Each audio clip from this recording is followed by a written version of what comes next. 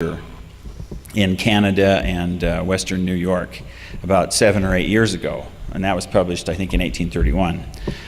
So based on that report, they theorized that Oliver was actually in New York around 1822, and another person, Erasmus Turner, mentions Oliver being with the Smiths, and he doesn't exactly specify the time period, but these authors conclude that it was before Alvin Smith's death, and they just put one thing together after another, and also work in William Morgan into the picture.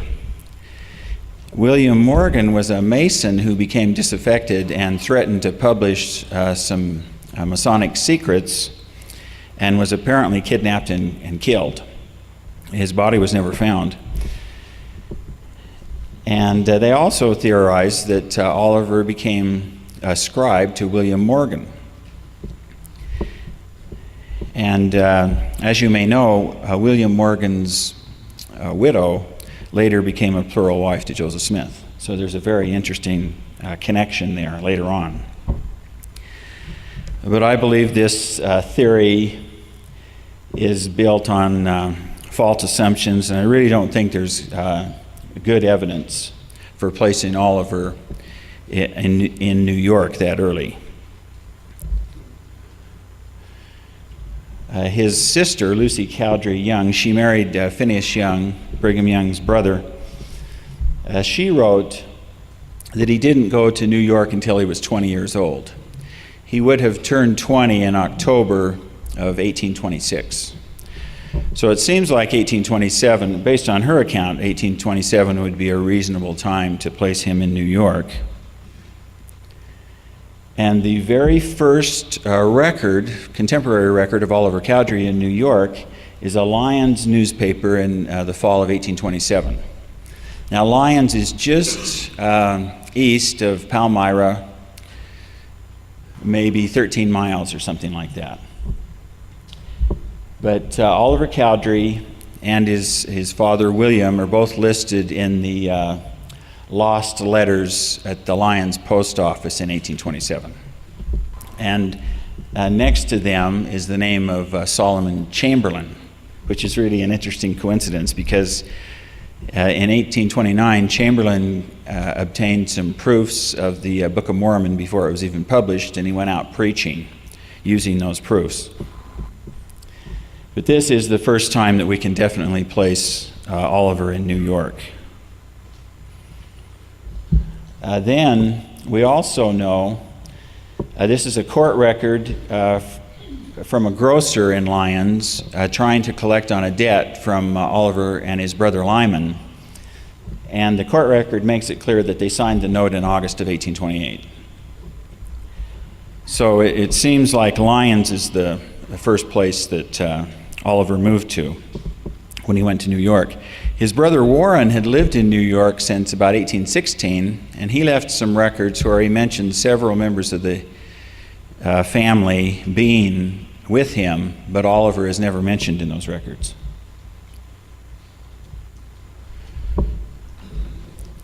Another claim that is often made is that Oliver denied his testimony.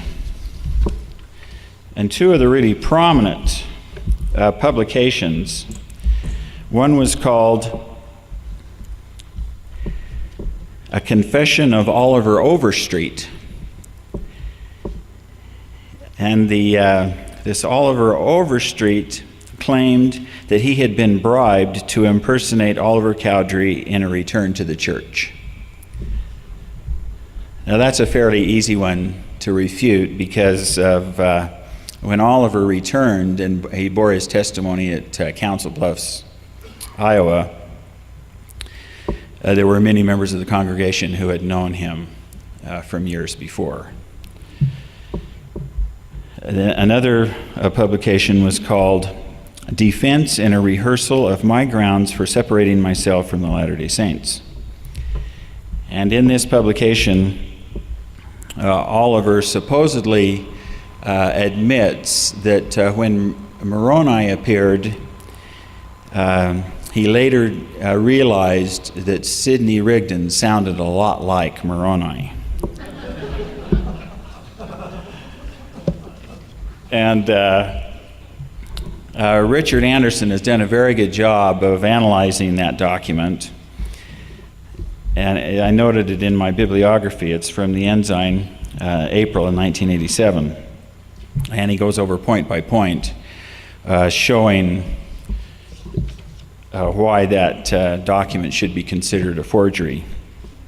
And Gerald and Sandra Tanner note on their website, they claim that they knew that both of these documents were forgeries by 1967.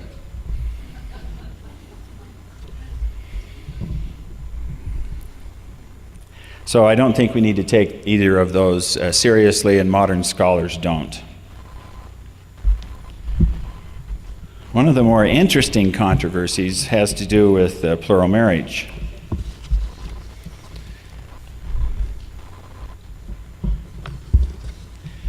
This is an entry from Wilford Woodruff's journal in 1857.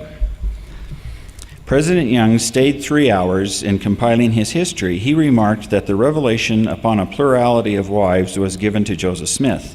He revealed it to Oliver Cowdery alone upon the solemn pledge that he would not reveal it or act upon it. But he did act upon it in a secret manner, and that was the cause of his overthrow. Here's another statement from Brigham Young, 1872.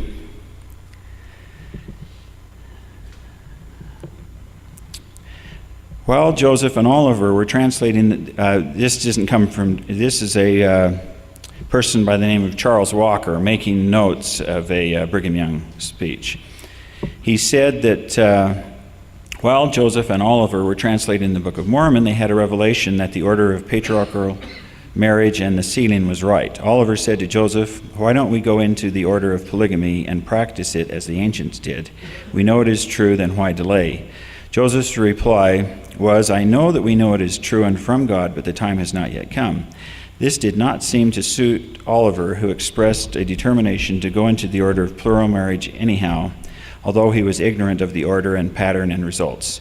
Joseph said, "Oliver, if you go into this thing, it is not with my faith or consent."